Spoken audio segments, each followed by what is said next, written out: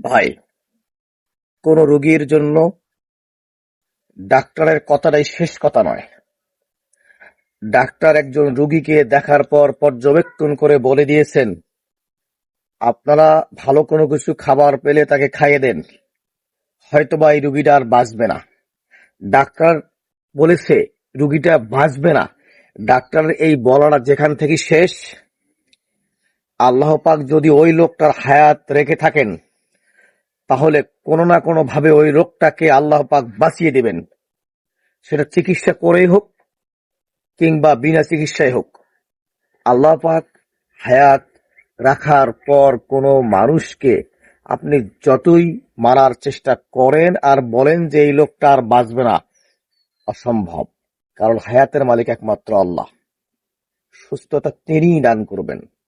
হ্যাঁ ভাই, এটাই বাস্তব। This is reality.